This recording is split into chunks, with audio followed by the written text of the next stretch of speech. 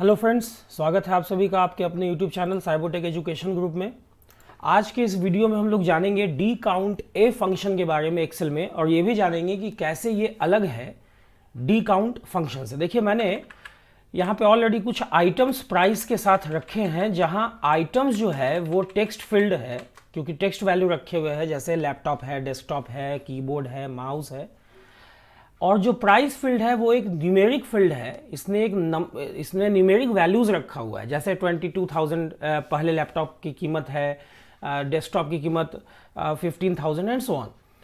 तो अभी क्या है कि यहाँ पे मैंने ऑलरेडी क्राइटेरिया के लिए, कंडीशन के लिए आइटम्स और प्राइस रखे हुए हैं। मैंने ऑलरेडी ये बता रखा है पिछले वीडियोज़ में कि आपके डेटाबेस लिस्ट का जो हेडर होगा, सेम हेडर यहाँ पे होना चाहिए। जैसे यहाँ पे आइटम्स एंड प्राइस है, तो यहाँ पे भी आइटम्स एंड प्राइस है। ये बड़ा इंपॉर्टेंट चीज़ है। अभी मैंने यहाँ पे देखिए, मुझे ये पता करना है कि लैपटॉप मेरे डेटाबेस में कितना पीस है। तो मैंने आइटम्स में जैसे ही लैपटॉप लिखा और इंटर प्रेस किया, तो देखिए आपके सामने ये डी काउंट ए जो है ना, ये बता दे रहा है कि 3 पीस है। लेकिन डी काउंट जो है वो टेक्स्ट फील्ड पे काम नहीं कर रहा, इसका आउटपुट 0 आ रहा है। जबकि प्राइस फील्ड पे भी मैंने डी काउंट लगाया हुआ है आइटम नेम के हिसाब से। तो डी काउंट भी और डी काउंट ए भी प्राइस को कैलकुलेट कर ले रहा है कि भाई ये 3 दफ़ा जो है ना लैपटॉप आया हुआ है। प्राइस की वैल्यू यहाँ है, पहला लैपटॉप, दूसरा यहाँ है और एक लैपटॉप यहाँ है, ठीक है। लेकिन यहाँ पे ये चीज़ है कि डी काउंट जो है वो काम नहीं कर पा रहा है, यहाँ नहीं ढूंढ पा रहा है वैसे सेंस में जब हमने डी काउंट लगाया, क्योंकि डी काउंट एक्चुअली टेक्स्ट के ऊपर काम करता ही नहीं है। देखिए एक्चुअली मैंने क्या किया है, समझिए। यहाँ पे अगर मैं सपोज कि मैं प्राइस डालूं, यहाँ पे अगर मैंने यहाँ पे प्राइस लिखा कि भाई वैसे लैपटॉप या वैसे आइटम्स की को दिखाओ जिसकी कीमत 22,000 है, तो डी काउंट ए ने 22,000 दे दिया आइटम्स के ऊपर। लेकिन देखिए डी काउंट ने आइटम्स के ऊपर, हालांकि ये आइटम है 22,000 का, एग्जैक्टली 22,000 है, लेकिन उसका चूंकि मैंने आइटम्स के ऊपर लगाया है, तो मैंने पहले ही बता रखा है कि डी काउंट जो है वो टेक्स्ट फील्ड के ऊपर काम नहीं करता है। तो मिला भी तो उसने लैपटॉप को काउंट नहीं किया, जबकि प्राइस के ऊपर जब 22,000 मिल रहा है तो ये काउंट कर रहा है, डी काउंट ए भी काउंट कर रहा है एंड डी काउंट भी काम कर रहा है। एक्चुअली मैंने किया क्या, देखिए बहुत ध्यान से समझेंगे। मुझे यहाँ पे कंडीशन लिखना है। मैंने ऑलरेडी यहाँ ब्लैंक रखा हुआ है, मैं बाद में लिखूंगा। मैं यहाँ पे डी काउंट ए से लिखता हूँ। बहुत ध्यान से समझिएगा डी काउंट ए और डी काउंट में क्या फर्क है। मैंने यहाँ पे लिखा डी काउंट ए, ओके। डेटाबेस मेरा A1 से लेकर के B के 9 तक है, कॉमा मुझे काउंट करना है आइटम्स को, ओके। मैंने यहाँ लिखा आइटम्स। आप चाहें यहाँ पे तो ये जो आइटम्स आप लिख रहे हैं यहाँ पे आप 1 भी लिख सकते हैं, चूंकि आइटम्स जो है कॉलम वो पहला कॉलम है, कॉमा आपका क्राइटेरिया कहाँ रखा हुआ है, तो क्राइटेरिया E1 से लेकर के F2 तक है। आपने जैसे ही ऐसा लिख के ब्रैकेट बंद किया और इंटर प्रेस किया, तो देखिए इसने आपको टोटल काउंट करके बता दिया कि आपके पास टोटल जो आइटम्स की संख्या है वो 8 है, दिए गए रेंज के मुताबिक। ऐसा क्यों, टोटल क्यों? क्योंकि मैंने यहाँ पे कुछ कंडीशन का वैल्यू लिखा नहीं। अगर मैं यहाँ पे कीबोर्ड लिख दूं, सपोज कि मैंने यहाँ पे कीबोर्ड लिखा, देखिए इसने बता दिया काउंट करके कि कीबोर्ड जो है ना वो आपके पास एक ही जगह पर है इस लिस्ट में। भाई कीबोर्ड कहाँ है, यहाँ पे। देखिए बहुत आसान है, डी काउंट ए को मैंने यूज किया है। अगर सिमिलरली मैं यहाँ पे सपोज मैं यही काम डी काउंट से करना चाहूँ, तो देखिए ये काम नहीं हो पाएगा, क्योंकि डी काउंट जो है ना वो सिर्फ और सिर्फ न्यूमेरिक फील्ड पर काम करता है। मैंने यहाँ पे डेटाबेस का रेंज दिया, कॉमा, और मुझे काउंट क्या करना है, मुझे काउंट एक्चुअली आइटम्स ही करना है, प्राइस नहीं करना, जो कि एक न्यूमेरिक फील्ड है। कंडीशन मेरा यहां पे रखा हुआ है। अभी क्या है कि आइटम्स कीबोर्ड जो है ना वो तो है, लेकिन ये 0 दे रहा है, क्योंकि एक्चुअली इसने जब यहां से काउंट करना शुरू किया तो कीबोर्ड तो इसको यहां मिल रहा है, लेकिन मैंने यहां पे कॉलम में आइटम्स को रखा है प्राइस के जगह पर। प्राइस रखूंगा तो ये काउंट हो जाएगा। तो ऐसा इसलिए हुआ क्योंकि डी काउंट ए जो है ये न्यूमेरिक पे भी काम करता है as well as text values पे भी काम करता है। लेकिन जो डी काउंट है ना ये न्यूमेरिक पे ही सिर्फ काम करता है, ये फर्क है।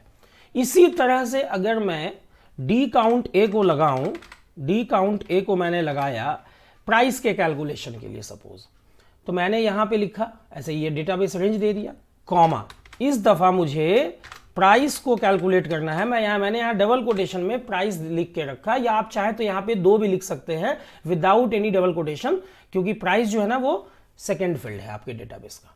और ये कंडीशन को भी मैंने लिख के ब्रैकेट बंद किया और इंटर प्रेस किया। जैसे ही मैंने इंटर प्रेस किया तो इसने देखिए डी काउंट ए ने न्यूमेरिक फील्ड पे भी काम कर दिया।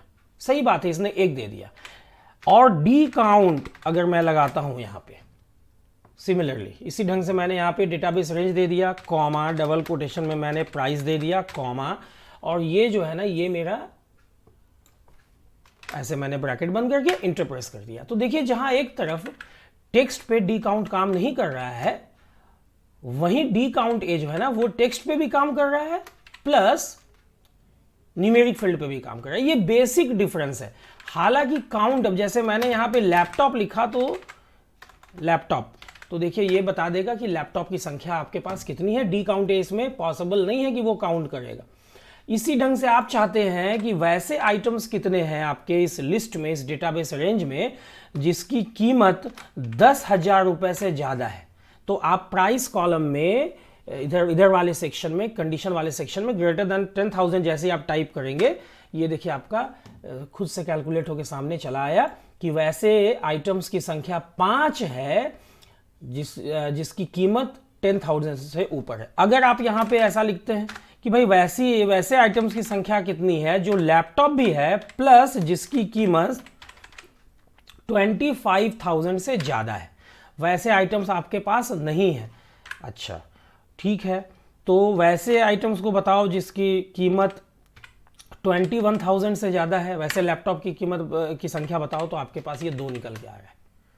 तो बहुत ही आसान है। बेसिक चीज क्या है यहां पे कि डी काउंट ए जो फंक्शन है ये न्यूमेरिक के साथ साथ टेक्स्ट के लिए भी काम करता है, जबकि डी काउंट जो आपका फंक्शन है ये सिर्फ और सिर्फ न्यूमेरिक वैल्यूज के लिए काम करता है। जहां तक सिंटैक्स की बात है तो डी काउंट ए में जो पहला आर्गुमेंट है वो डेटाबेस होगा, दूसरा आर्गुमेंट जो है वो देखिए 2 चीज होगा। डबल कोटेशन के अंदर कॉलम का आप हेडर लिख सकते हैं, या आप चाहें तो कॉलम का नंबर भी आप दे सकते हो विदाउट एनी कोटेशन, और कॉमा, तीसरा जो आपका आर्गुमेंट है वो कंडीशन का रेंज है।